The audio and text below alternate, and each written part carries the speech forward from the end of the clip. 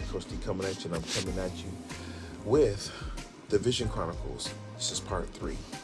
And so where I left off before is talking to you guys about the reality of what happened between 1978 to about 1980. Even as I began to enter middle school, things are very, very interesting because of the things that all of the counselors and the different teachers were trying to do to make sure that my transition from elementary school to middle school was good. However, if anybody knows about middle school, it's the most awkward time ever.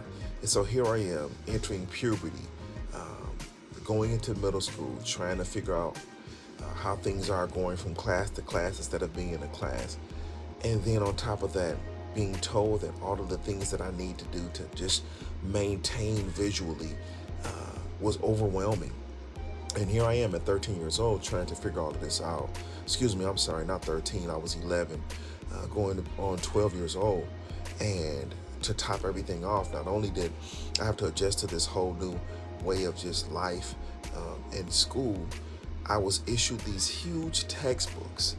And just imagine, like, you have a history book, you have a English book, you have a math book. Well, all of my books were issued in editions because they were large print books. And so for one textbook for a student, there were like 6 or 7 volumes for me.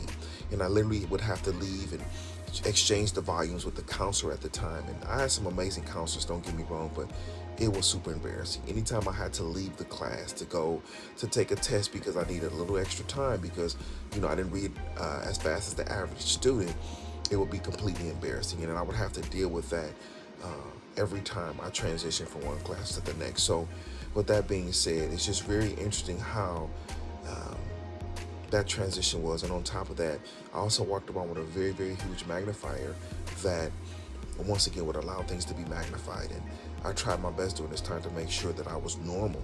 And normal for me was to act like my visual impairment didn't exist, but it did. And at this time, as my eyes are transitioning from having vision to actually losing vision, my eyes began to wander. And so what was going on, and if I can be really technical, in the area of the macular, where it magnifies, it's all scar tissue in my eyes, or it developed into scar tissue. And I'm going to give you the technical term because I just learned this. It's ABCA4.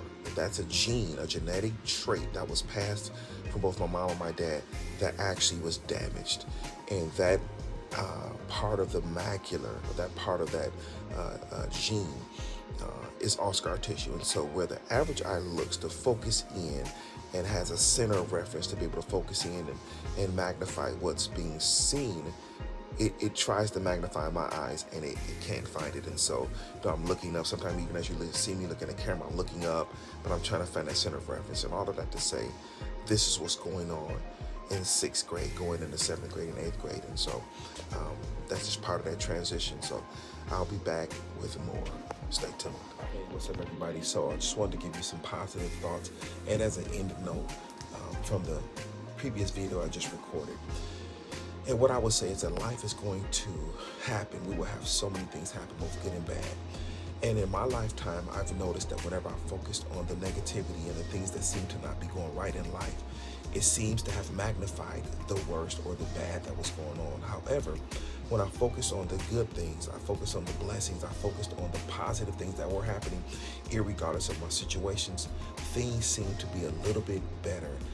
And so I would say that as life transitions and things happen, I always focus on the positive. I say all the time that I live life with a cup half full. I'm an optimistic person. And so that's what I would encourage you to do, because life will happen. We have all kind of things happen. Unfortunately, for me, it's the visual impairment, but I've never let it stop me. And every time I even begin to focus on what I don't have, I quickly transition into what I do have and how much worse it could be, because I could be completely blind. And so I try to find that positive part of the life's journey. And so that's my encouragement for you. So that's what I have. So until you guys hear from me again, I want you to remember your lives are very valuable. Much love, God bless, and the Vision Chronicles will continue.